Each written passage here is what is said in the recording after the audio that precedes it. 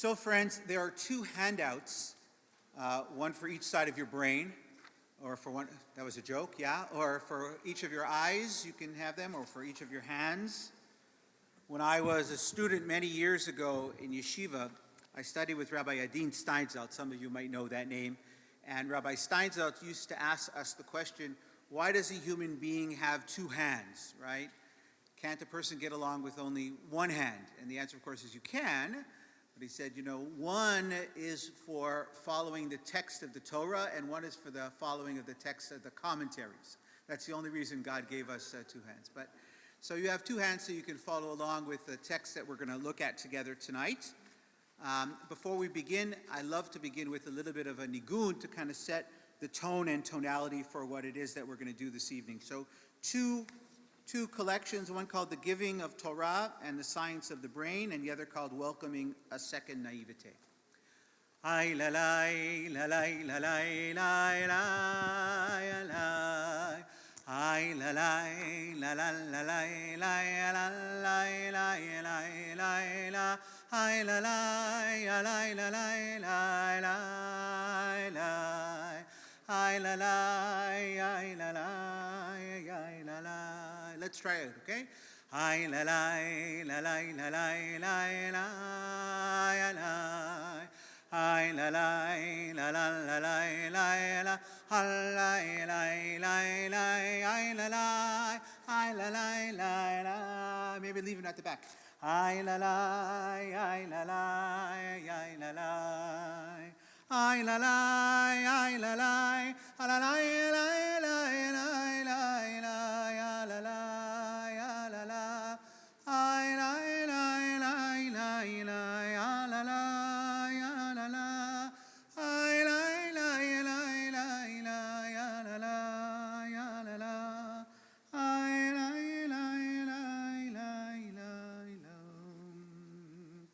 So almost Chag Sameach to everybody. Thank you for coming this evening. I'm Carnie Rose.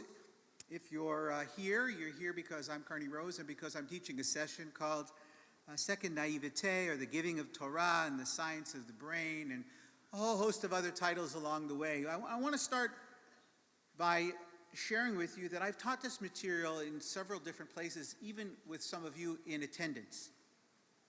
And I start with the following story, which is one of my favorite stories of all time, a quintessential Hasidic story, right? The story is of the rabbi who takes on a new congregation. He takes on the new congregation, and he comes into the congregation, and he gives the most amazing sermon, the first Shabbos, and everybody is so excited. And it's such a great sermon, it's so wonderful, and rave reviews, and people from other synagogues are coming to hear this fantastic rabbi. So they come week 2, and he gives the same sermon. And it's fantastic, as good as the first time, maybe even better. And then he comes the 3rd week, and he gives the same sermon, and it's fantastic. But they call an immediate emergency meeting of the executive committee, and they elect a couple of shlemiels and shlemazels who are going to go and talk to the rabbi about it. And the rabbi, of course, accepts them with a wonderful smile. And says, Rabbi, the first time it was good, the second time was even better, the third time it got a little old. Are you going to do this every week? And he said, listen, when you listen to that sermon, I'll give another one. I'll give a new one, right? And the truth of the matter is that some of the material that I'm going to teach I've taught before, even in this crowd. But I think it's worthwhile, particularly on Shavuot, to go back over old material. First of all, you're not the same person as you were a Shavuot ago, nor am I for that matter. We are different. We have been changed by the events that are transpiring, including the horrific events of today, of just in the last few hours. If you haven't been following the news, I heard about it as I came into shul. It's quite disconcerting to all of us. So we're changed. We're changed in the crucible of the experiences of our lives and the challenges that we are facing as we move through life itself. Also, I think it's material that my father says, every rabbi actually is only allotted about 150 words. And then if they use up those 150 words, they basically go back and retread the old sermons. On some level, I haven't finished 150 words, right? I haven't really exhausted this particular topic that I feel very strongly about. And it's based, of course, on the reality of what we have in front of us, which is the story of the Aseret HaDibrot, the giving of the Ten Commandments, which we understand to be on Shavuot, right? To be at this time of the year on the festival known as Pentecost, right? Shavuot is Pentecost. So I want to begin by looking at the text with you. I'm not going to spend a lot of time on the text because it's really the commentary that I'm interested in. So if you would take the piece of paper that says the giving of Torah and the science of the brain. We're going to start there, and we're going to look at these texts together, okay? Everybody with me? We got it? And then the second one is called Welcoming a Second Naivete. You should have that one. Now, some of you are going to do what, the teachers always said, turn over the page, don't turn over till I tell you to do it, that whole business, okay? You can read whatever you want, you're adults, but I want to suggest that we look at the text first, and then we'll go to the commentary, okay? The commentary is not that important. The text is more important, at least to me, because I wrote the commentary, and it's not that good, okay? And so this will appear in a forthcoming book of mine, but you'll get a kind of a preview of all of this, okay? Good. So, what do we have here? Let's look at the sources. V'chol ha'am ro'im et hakolot. And all the people saw the sounds, and the lightning, the voice of the horn, and the mountain smoking, and when the people saw it, they fell back and stood at a distance. Okay? So this is, of course, the quintessential story of the giving of Torah. We have it in the book of Exodus, we have it in the book of Shmot, and the commentary that exists right below it, everybody take a look at it. Somebody want to read it for us out loud in a nice strong voice? Go ahead. Read it in English, please. Anybody? We're going to volunteer? Yes, please, go right ahead. Yeah, but loud. And all the people saw the sounds and the lightnings. Now they're going to comment on that, right? Okay. They saw what was visible and heard what was audible. These are the words of Rabbi Ishmael. Rabbi Akiva says, they saw what was audible and they heard what was visible. So how would you describe the difference between Rabbi Ishmael and Rabbi Akiva? Right? Rabbi Ishmael says they saw what was visible and heard what was audible, right? That's normal. You see what you see and you hear what you hear, and that's sort of the normal understanding of what transpired, right? He translates it as saying what? They saw what could be seen and they heard what could be heard, right? Okay, what's the next part? Yeah, so read it again. They saw what was audible and they heard what was visible. Which is what? Which is a confusion of the senses, right? Anybody know what the fancy term is for this? Come on, we talked about it last year. It's called synesthesia. It's called synesthesia, right? It is the confusion of senses. And on the very last page of this particular collection, we have synesthesia and the Sinaitic revelation. You can take a look at it. Let's take a look at it for just a moment, right? Synesthesia is when your brain routes sensory information through multiple unrelated senses, causing you to experience more than one sense simultaneously. Some examples include tasting words or linking colors to numbers and letters. It's not a medical condition per se, and many people find it useful to help them learn and remember information. By the way, you know where this is taken from? The Cleveland Clinic. That's where I got this from, okay? So it describes it right there in the material from the Cleveland Clinic, and you can learn what synesthesia is really all about. And on some level, that's exactly what the rabbis are talking about here when they say they saw what normally is heard and they heard what is normally seen, and that fits very well with the words v'chol ha'am ro'im et hakolot. The people saw the voices. That doesn't make any sense. How do you see voices, right? There is this kind of synesthesia, and it's there for a reason. And the reason is this. They're trying to tell you that this is a moment in time unlike any other moment in time, and that the normal rules of the way in which the world functions are now being suspended. Why? Why? Why do they suspend the rules? Why don't they just hear what should be heard and see what is to be seen?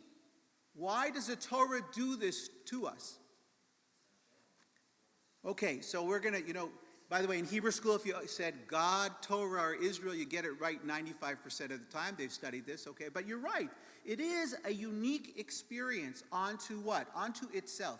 It is different than any other experience that ever existed. And what they're trying to do in the text is say to you, this is not normal. What's normal is to hear the things that you hear and to see the things that you see. And if you want to make it special or you want people to ask the question, why did they write it this way? The answer is that you should therefore be asking the question. It catches you off guard, or it keys you into the notion that the tradition wants for you to look more carefully at this. Darsheni, learn me. By the way, Darsheni doesn't only mean learn me, it means what? Make drashot on this. Make commentary on this, right?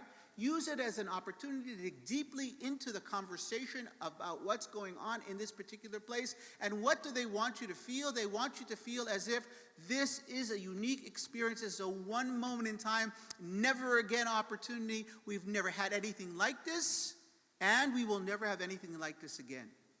So what does that do? I see your hand, just 1 second. So what does that do for the reader or the hearer of this experience? What does it do? It says to you, you are about to encounter something that is shelo haya velo nivra, right? Never was, and actually wasn't ever created, at least not in the standard ways in which we go about thinking about hearing and seeing. We see what we see and we hear what we hear. And by the way, that's normal. But what they want to say to us is this is an experience that is what we call al-tiv'i. Tiv'i means natural, and al means me'al, above anything that is natural. And so they want to say this is an experience that is so uniquely different than anything else that you've ever experienced. It's in categories that we don't normally think. And they key you into it by saying what? The people saw the sounds. They saw what they normally hear. Now, there are a whole host of midrashim which you have in this wonderful compilation, which are only here in case, God forbid I had extra time, which never happens in any of these sessions, okay? It's not actually the essence of what it is that I want to talk about, but it's a wonderful, as they say in Yiddish, a Vorspeis. You know how to say Vorspeis in English? Vorspeis. No. It's sort of like, I don't know, like it's like an appetizer or a palate cleaner. It kind of gets you thinking, right? That's what the text here is really all about. But I want to take you to one more text, okay, before I let you go into the good stuff, okay? And I want you to turn with me, if you would. I've got to be able to turn the pages. To the Kli Yakar on page 3 in the first compilation. Somebody want to read for me? It's English. You don't have to read the Hebrew. Yeah, please, nice and loud. Right, because that's the question, right? We see that they are going to see the sounds, right? Okay, how did they do that?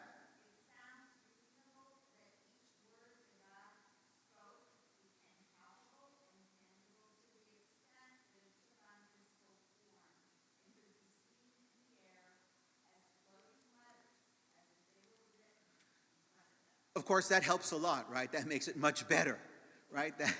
That the words that are spoken form into letters and you could see it floating above them, right? And that, of course, makes this much easier for us, much more palatable for us. Does it work for you? It doesn't work for us. And the truth of the matter is we're not dealing here, and this is where we're going to go, and I want to get to your question before I get off topic too far.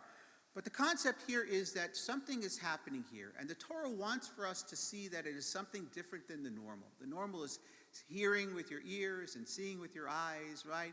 Hear with the sound and see the symbols, but this is different and it keys you in because the only thing that the Torah really has is its ability through its language to paint a picture for you.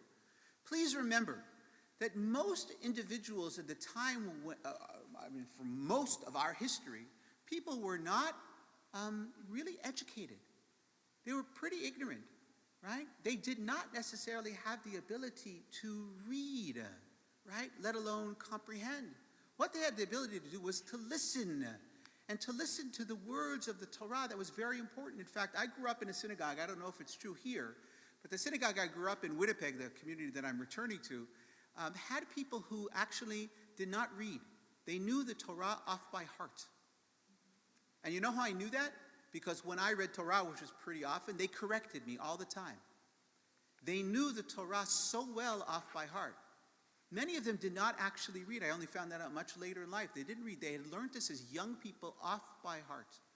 And they could go back and they could could kind of sort of regurgitate the words, and they knew it so well, including the Ta'amei HaMikra, including the trope, that when you made a mistake, not only in the words, but also in the trope, they were already correcting you. And in fact, anticipating it in advance. It's only second best to the professors at the seminary.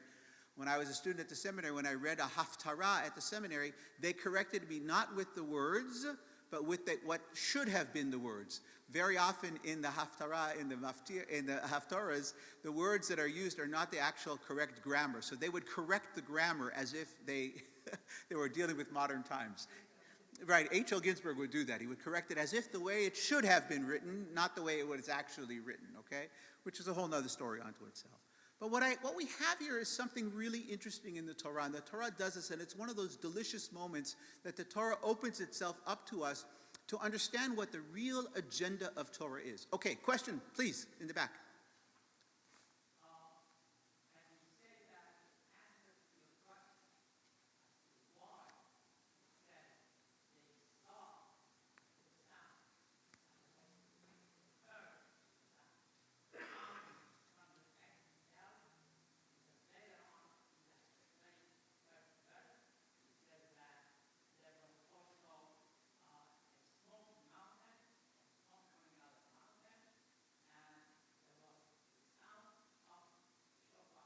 Right. So I think you're suggesting that the rest of the verse helps explain it. And you're right. But I want you to just focus for a moment. V'chol ha'am ro'im et hakolot. V'chol ha'am, and all the people, ro'im et hakolot. That's what it says. They saw the sounds. The rest of the pyrotechnics that go on, that's wonderful. It's great. And I think it's a kind of, the second part of the verse is kind of a commentary on the first part of the verse, in part because the verse doesn't make sense. At least that part of the verse doesn't make sense. People don't see sounds. At least not in the normal reality. And part of what's happening here is the Torah is keying us into this is a unique moment in time, unlike anything else that you're going to experience. That's why I brought the psychological stuff from the Cleveland Clinic that talks to you about the notion of synesthesia. That people's senses get confused at such an overpowering moment in time. By the way, there are individuals who work this kind of way. I don't know if any of you remember the 60s, but they used to talk about what? About hearing orange. If you don't know what that is, go back and take a look. But, hearing orange. It's an experience. That's why A Clockwork Orange, remember the movie, right? If you're kind of going to experience orange in a different kind of way, with an altered state of consciousness. And what happens to the children of Israel is actually they go through a moment in time where everything is different than it ever was before. And if you want to create the uniqueness of a moment in time, what do you say? It has never been this way, nor will it be that way again. This becomes unique, a moment in time unlike any other. Okay, there was another comment, please.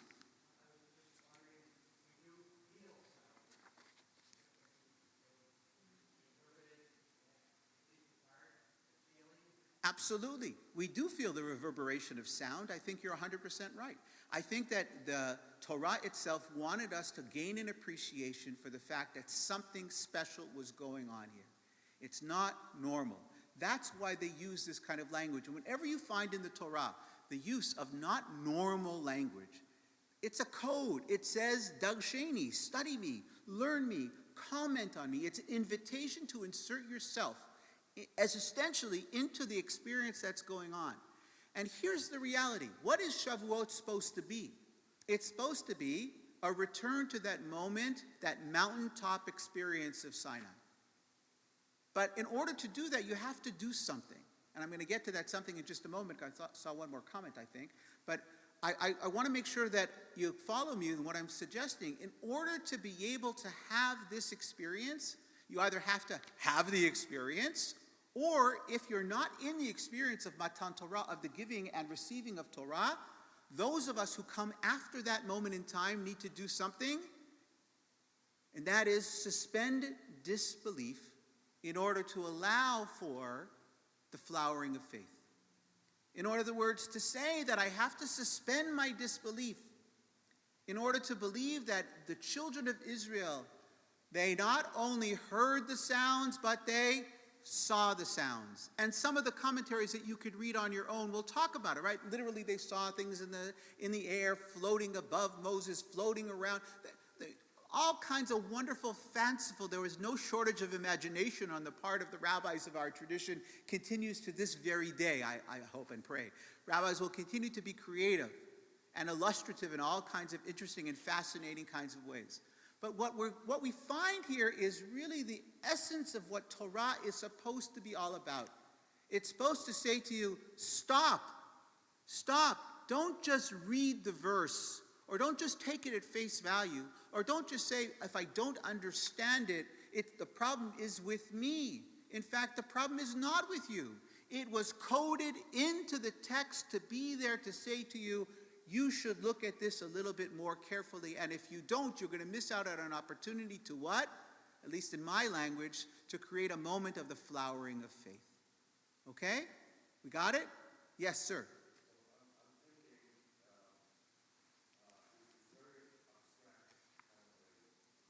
Yes.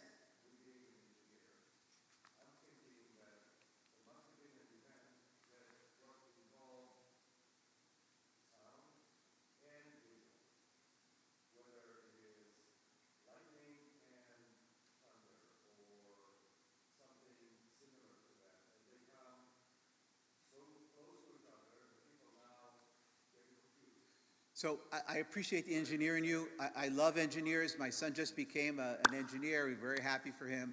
But I want to say the following. In order for us to really do the work that I think the tradition wants for us to do, we're going to have to suspend this disbelief.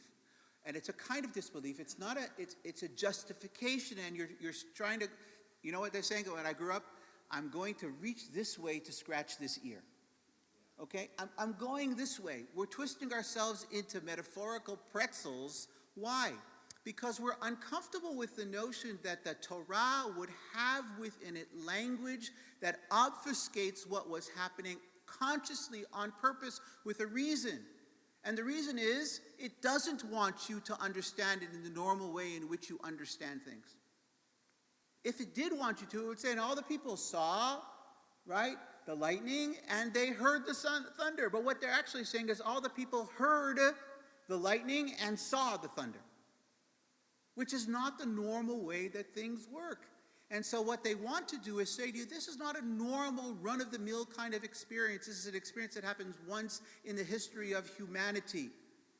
And therefore, by the way, for us, every single time that we hear the reading of the Aseret HaDibrot, the Ten Commandments, the kind of moment at Mount Sinai, the concept is we return to that reality and try to put ourselves in a position that what? As I'm hearing the sound, I'm experiencing this, I want to experience it in the ways that move my heart, move my soul, probably the way that our ancestors, if in fact we're going to suspend disbelief to allow for the flowering of faith, that we will actually have an opportunity to say, this is really what happened. And that's why the Torah records it this way. To say to you, no, it's not that they got it wrong. They got it right, but they were trying to show you something about this moment in time being so special and so unique. Okay, you had a comment you wanted to make, or? No? Anybody? Okay, good. So now I want to go to packet number 2. This is the good stuff, okay? Somebody want to read for me in English a little bit out loud, and so that everybody else can hear? Nobody? English is, yeah, go ahead, nice and loud. The Torah portion of Bechukotai, the second, yeah.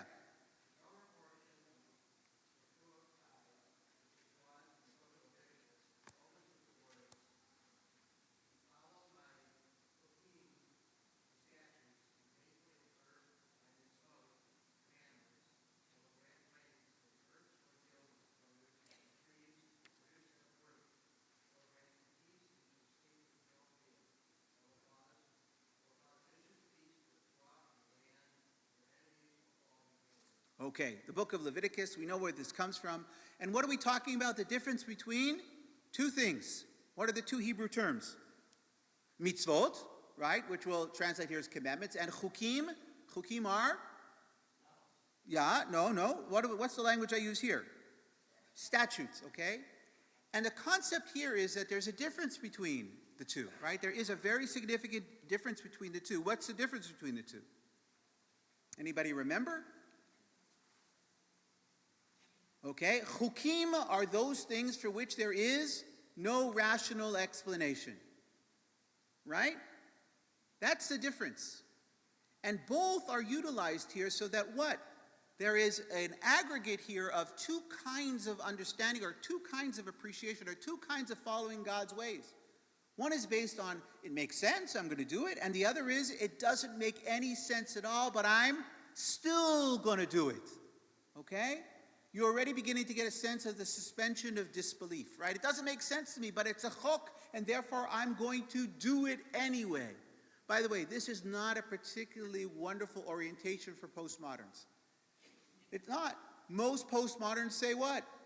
If it makes sense to me, and I have a personal benefit from it, and as essentially I move by the experience, I will do it. But when I don't have any kind of personal benefit, I'm not moved by it, I'm going to say, okay, I can relegate that to tier number 2. And in fact, in our tradition, very often, that's the way we move forward. Yeah, I can get it. I can get the first days of Yontif. I just can't get that 8th day of Yontif. That makes no sense to me. Why are we doing that kind of stuff, right? And the truth of the matter is we work in that fashion. But it's just because of that in particular that I think that this teaching that I'm trying to share with you about the suspension of disbelief to allow for the flowering of faith is so very consequential and so very important. Okay? So, look at the paragraph that says, as postmoderns, near the bottom of the page. This kind of blind faith, right, does not come easily. In so many ways, it runs contrary to the manner in which we live our lives. We want our religious, spiritual life to not only be meaningful, but also to fit neatly into categories of the rational and the logical, right? Isn't it great? It makes a lot of sense. It makes a lot of sense. It makes a lot of sense to have a system where poor people can rely on wealthy people. It makes a lot of sense to have a system where we can rely on one another, we can help one another. It makes a lot of sense to have a Shemitah year. It really does, right? It gives the land an opportunity to lie fallow and to regenerate itself and rejuvenate itself and have the opportunity for the nutrients to come. We have lots of good rational reasons for things, okay? And we like those kinds of mitzvot. You know why? Because we like our religion neat. We like it tidy and we like it logical. But when our religion doesn't function in that kind of fashion, it comes to serve a very different kind of purpose. And in fact, to my mind, in some ways, a more consequential, I'll just say that for now, for the sake of this class, a more consequential rationale. So is the Rebbe's teaching simply anachronistic, meaning that there are teachings that are logical and rational and others that are not, right? Is it impossible to allow for it to inform our contemporary religious lives? I think not. And let's go to the second page. Here's where I want somebody to read for me and read loud and read clear and slow, not as fast as I was reading. Okay? Somebody start. Several years ago. Go ahead. Go ahead, Ed. Go ahead. Several years ago, I was introduced to the writings of the French philosopher Paul Ricoeur. By show of hands, how many people have heard of Paul Ricoeur? Not Paul Revere, but Paul Ricoeur. Okay. French philosopher. I have to say, by the way, that I've come to appreciate that Paul Ricoeur probably was a major influence on somebody who never mentioned Paul Ricoeur even one time in any of his writings. And that is, anybody take a guess? Rabbi? Get a guess? Abraham Joshua Heschel. Heschel, right? And nowhere, yes, thank you. My daughter got it. In my household, you know, it's always Heschel, right? Heschel, right? But the truth of the matter is nobody really talks about Ricoeur's influence on Heschel. And Heschel doesn't talk about it. And by the way, Heschel's the problem, many of the problems with Heschel is that, Rabbi, you know, of course, rabbis, that there's no footnotes in most of Heschel's work, so you don't know where he's getting his ideas from necessarily, right? Later, other people went in, and including my Uncle Phil Goodman of blessed memory went in and did some of the footnotes on some of these books. But the truth of the matter is we don't really know where all this stuff comes from. But Ricoeur clearly was known to Heschel. Heschel knew all of philosophy, particularly French philosophy, and he had an appreciation for it. Okay? So Ricoeur, what does Ricoeur say? Let's keep on reading. In his reflections, he comments 3 stages of faith: the pre-critical stage, the critical stage, and finally the post-critical. Okay, so we got it. We got the pre, we got the actual and post, okay? There are 3 levels of faith that we have here, right? 3 kinds of faith, right? Pre-critical, the critical, and finally the post-critical stage. Okay, let's go on. Ricoeur suggested that as we mature in our faith, we begin by accepting religion as we are taught in childhood. Okay, we are taught in childhood a certain kind of religion, okay? And what does that include? Come on, what do we learn in Hebrew school? Give me the stories you remember from Hebrew school. Abraham smashed the idols, right? Remember that one? Not in the Torah, okay? But we have a lot of those stories of the way things happen. Abraham was thrown into an oven, right? Then he came out alive. All the wonderful stories, all the mythology, all the stuff that we will call midrashim, which don't necessarily appear in the Torah. But one of the most wonderful, really one of the most wonderful moments that I remember as a teacher is when the kids went through the Torah and they said, but Rabbi, we know that the story is true. I'll find it for you in the Torah. And they spent the whole 45 minutes of the class looking for it. They couldn't find it in the Torah, right? Because it's not there. It's not, but why did you teach it to us, right? I taught it to you because it's important and consequential. But it doesn't appear in the text. How can it be important and consequential, which is a great opportunity to talk? That's what Judaism is, because Judaism is not a Bible-based religion. Judaism is a rabbinic-based religious tradition. That's why we like being rabbis, because we can forge the future, and we can invent what the future of Judaism will be, and make it into what it needs to be for a particular moment in time. But we start with the story as we have it, right, in a very simple kind of way. And then what do we do? What's next? Read the next part, please. At a certain point, we are exposed to scientific and historical criticism of pop conceptuality, which mitigates, investigates our overly simplified understanding of religion and faith. So what does it do? It goes to a stage 2. Stage 1 is you accept the story, right? Abraham broke the idols, right? Stage 2, we come back and say, Abraham didn't break the idols. What do you mean Abraham broke the idols? I have to explain to you. It's a midrash. It's not in the text, but doesn't mean it's not true, right? We go into that kind of conversation. And if you think about your own development as a human being, right, many of us stay at the level of it's geschrieben. It's written in the text, and that's what we will believe. And then we get to the next stage, which is what? This is the, giving the middle finger to the teacher, saying, it's not what it really means. This is what, it's not true, right? It's got to be false, because it's either true or false. But then we get to the third level, and what is the third level? Go ahead, read the third level.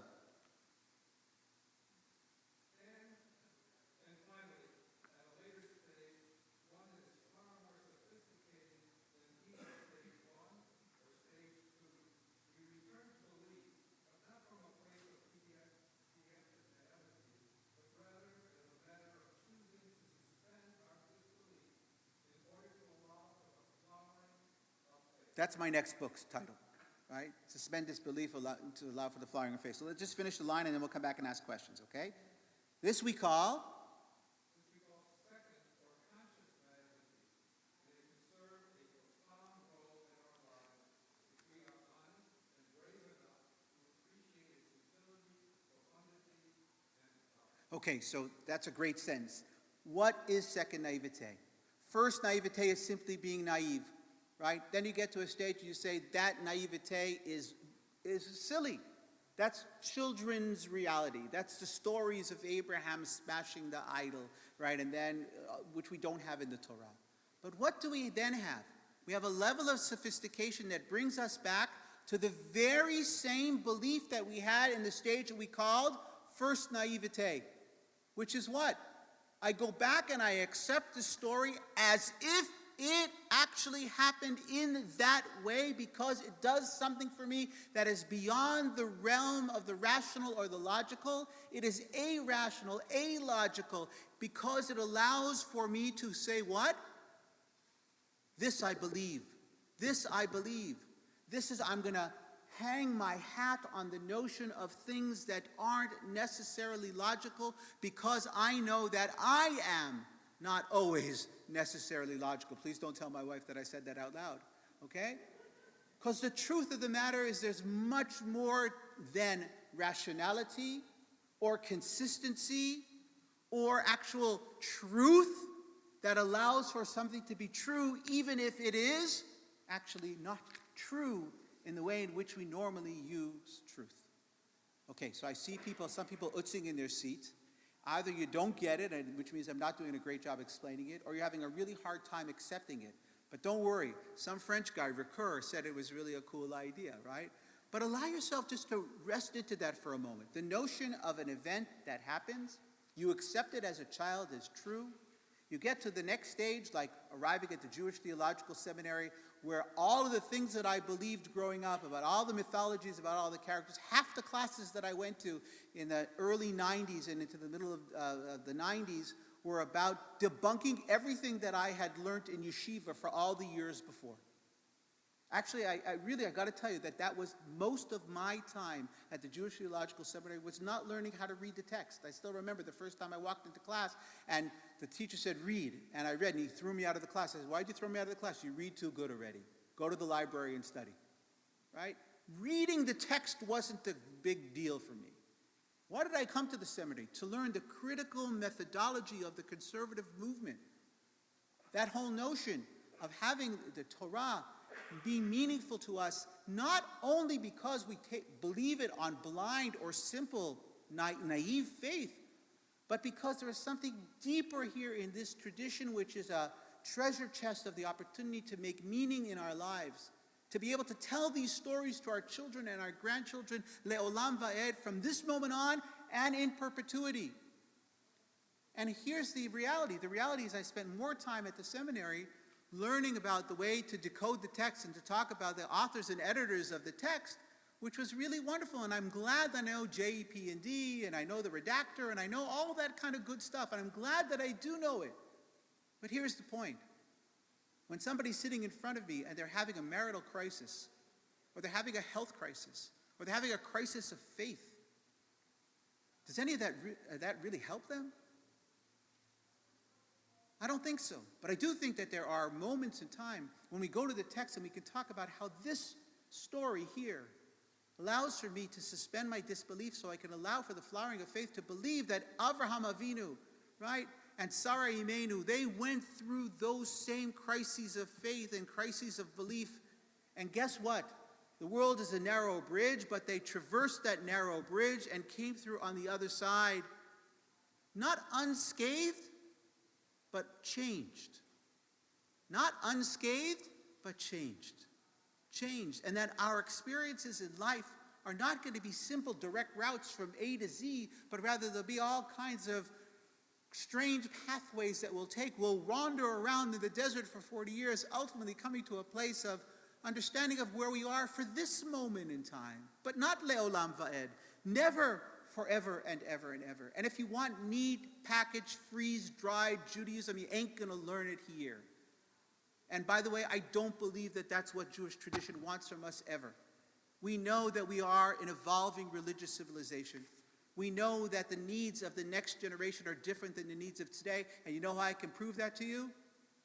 Go to any synagogue in America today and ask yourself the question, where have all the Jews gone? No matter how great a synagogue it is, and we have great synagogues in this town. This is one of them. There are wonderful people. Hundreds of people participate in the life of the synagogue. But at moments in time, there was a different number of people who participated. And part of the problem is that I think people have chosen between two possibilities. One is to accept naively, right? Naivete of some sort, or to suggest that it doesn't exist and then to reject it. So you've got either A or B, black or white. But we don't offer to people what I'm trying to offer you to today, which I think is hopefully a gift to you. The notion of not naivete and not the rejection of naivete, but rather second naivete, conscious naivete. I'm going to choose to believe that it happened in this kind of way because that's the story of my people. Right? We were slaves to Pharaoh in Egypt. Is that the story? Really? Go through the dynasty of the pharaohs of Egypt. We know them. We study Egyptian civilization. We all study that when we were in high school and beyond high school. And we know that it didn't happen exactly the way we have it in the Torah. And yet, that is our story. And I will stake my life on that experience. And I will make a Seder. I'll make, in fact, 2, sometimes 3 every year. Because the story of our manumission from that slavery, our release from the Avdut Mitzrayim, by the way, it's called the narrowness, right? Mitzrayim is the narrow place. We put ourselves in narrow straits and narrow places when we talk about it either being true or not true. There is a third alternative, and that alternative is the suspension of disbelief to allow for the flowering of faith. that I'm going to live as if, as if it happened in that way. Okay, I just want to finish this up, and then I'll take a couple of questions and be done. In this light, I believe that we can all appreciate the comments of the Ishbitzer Rebbe, which you saw earlier. There are moments in our lives when it is beneficial to act in ways not consistent with logic or rationality. Can anybody raise their hand and agree with me about that? Can anybody raise their hand and disagree with me about it, right? I know we'd love it to be logical and rational, but there are moments in time. Let me give you a great example, okay? I can say to my wife, Polly, you are the only one for me. Is it true? Is it true? Factual, it better be true. Come on, let's be honest with one another. Is your spouse, the person who's the great love of your life, the only one it could have been? There are at least two candidates, okay? At least two candidates. Right? Everybody's got a doppelganger somewhere in the world. So the possibility exists that it could be, but we use that kind of language. You are my one true love. You're the one for me. That kind of wonderful language that we use because we suspend disbelief to allow for that faith that this really exists, okay? There are moments of religious inspiration and ecstasy, moments when we are moved by the spirit of the numinous, right? That's another name for God. That though we wish we could explain in standard categories, it is not possible, and yet these instances are profoundly meaningful and moving. I bet you if I go around this room, you could talk about moments in your life when you felt the numinous in your life, when you felt transported, you felt transcended, that you felt floating above, 10 tfachim, whatever it is in the air, suspended in the air. It is my hope that as we read this section of our Holy Writ, the Ten Commandments, each of us can make space for a moment of second naivete, to take over, and in this way, transport us to ever higher heights and even deeper depths, right? Heights and depths which would not be attainable if we only relied on logic and rationality. That's my message, and I'm going to stick by it, because I believe it actually is the message that we need in this day and age. In this day and age, we need to return to the reality, not only of the logical, because it's not logical to continue to do many of the things that we have been doing for a very, very long time. Really, it's not. Our young people say it to me all the time. I don't know what you're hearing, but I hear it all the time. It doesn't make a lot of sense, right?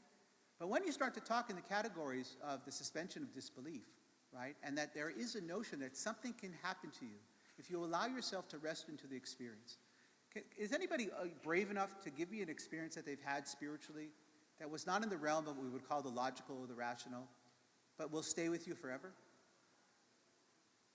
And you don't have to be a rabbi to speak, but you can be a rabbi to speak. But can we talk about an experience of that sort, where you really felt the profound presence of the divine? Yes.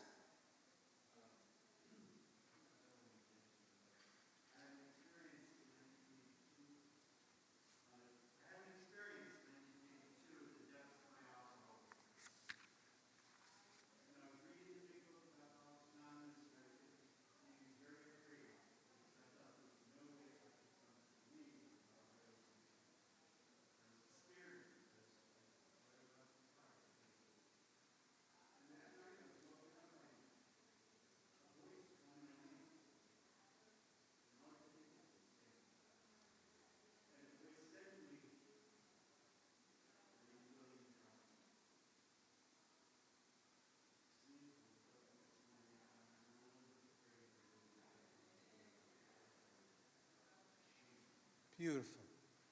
Beautiful. And I think there are probably others in this room who could give experiences that they felt the sense of the numinous in their lives.